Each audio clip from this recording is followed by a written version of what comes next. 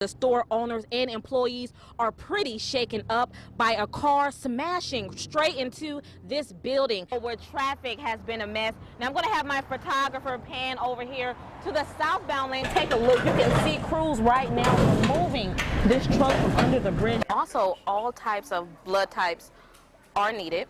And if you cannot make it down here today, to sit down and apologize to the community in a community setting, like maybe at a church or even here at Bella's restaurant. What they're going to do is come to your door, they're going to knock, and if you're not home, what they're going to do is put these pamphlets like you see here in your door.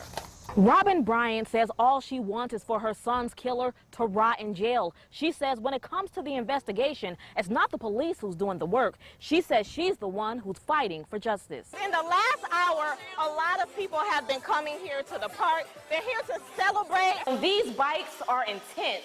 And just like her cancer, every day, Janie kicks it right in the derriere. Well, guys, it's senior walk here at Carysbrook Elementary, and students are lined up so they can see high schoolers walk the hallway. But get this, guys, the seniors aren't here just to show off their gowns. They're here to deliver one message. Well, Tara and Sefe, the tension was so thick in this park that you can cut it with a knife. Now, our city leaders were here today to express their reasonings behind this statue being removed, and not everyone was happy. Once all these procedures are put into place, all VDOT is going to do is grab a cone like you see here, move it out of the way, and tell drivers to come on through. In my hand is a letter from a company called Pure Environmental. They told me that they did an inspection inside of this apartment, and the regional manager told me what he found was disgusting. For Vincent Waldhauser, living inside his apartment is like living in a nightmare. Bed bugs have invaded his home, and he says the leasing company isn't doing enough to solve the problem. Their neglect to tell me that they're even inspecting anything. It's just wrong. Everything about it is wrong and disgusting and immoral. And it looks like they're going all the way down there now. We first aired his story on Thursday when he found himself covered in these red, itchy bug bites.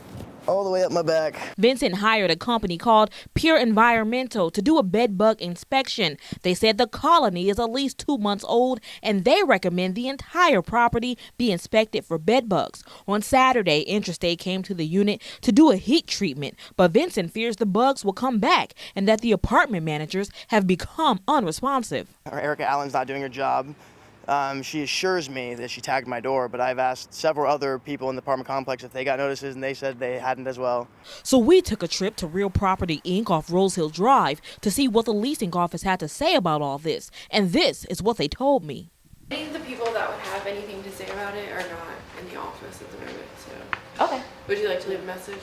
Yeah. So far, no one has called me back. And for now, Vincent says he plans to get a lawyer. Basically, I'm trying to take them to court because this is wrong for what they're doing to the other people in the apartment complex. Like, I'm going to be scarred for the rest of my life, probably. All over my, these bug bites don't go away. I mean, Vincent says he has not gone back inside of this apartment. He says he's just couch bumming until he finds a place to stay. Reporting in Charlottesville, Jasmin Caldwell, CBS 19 News. In the last few days, the issue behind removing the Robert E. Lee monument has grown tremendously. Anytime somebody finds something offensive, it's opportunity to have it removed from society. City Council members Wes Bellamy and Kristen Sakos fully support the idea of removing the statue as well as renaming Lee Park. History that we honor through statues and memorials needs to be a history that speaks for what we believe in. And in this case, these statues don't. We unified this country. Some say removing the statue is removing history, but Charlottesville's vice mayor feels differently. Charlottesville is a city that has a great deal of history. Charlottesville is also a city that is moving forward. And as we move forward, in my position, civil rights, as well as the opportunity to make everyone feel included, trumps history. Many supporters felt the discussion was one-sided because they didn't get the chance to speak. Wes Bellamy, are you going to allow an opposing point of view? This was a rigged job. There should have been opposing points of view, respectful. When people can't have an opposing, respectful conversation, then that's all that's left to us, is to holler above the speakers because we are not allowed to speak ourselves. Governor Terry McAuliffe vetoed a bill that would have stopped local governments from removing Confederate monuments, leaving the decision to remove them up to City Council. You know, this is a period at which we really have an option to make this decision. State law is now clearer than it had been, and so, you know, people have really been calling on us, you know, to make a decision. The goal of this campaign is to get people to think move over when they see flashing red, yellow, and blue lights. Now, I decided to follow alongside emergency crews to see if people are really following the law. When it comes to saving lives, Understood. I'm going to come in from Barracks Road, the intersection. time is of the essence, and when you see flashing lights, you need to move over because it's the law. When we have our lights and sirens on, that's usually because we need to get to a call quickly. And so if there's a lot of traffic in our way, what it does is it slows us down.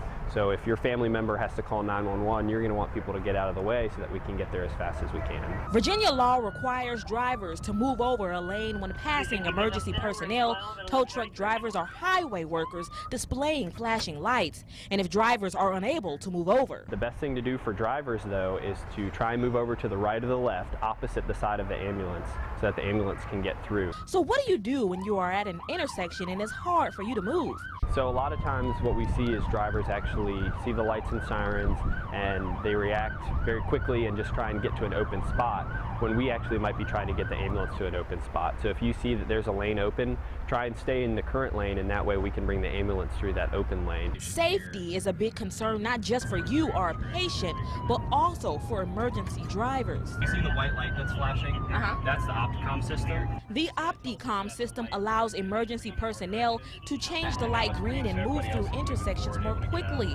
Thankfully, in Charlottesville, drivers are abiding by the law, but sometimes it can get frustrating when people don't. A lot of times on single lane roads, people will try and race ahead of us, but the best idea for them is to try and pull over into a driveway, something like that, safely so that we can pass around them. Statistics show between 2005 and 2014, 134 law enforcement officials were struck and killed while on duty. Reporting in Charlottesville, Jasmin Caldwell, CBS 19 News.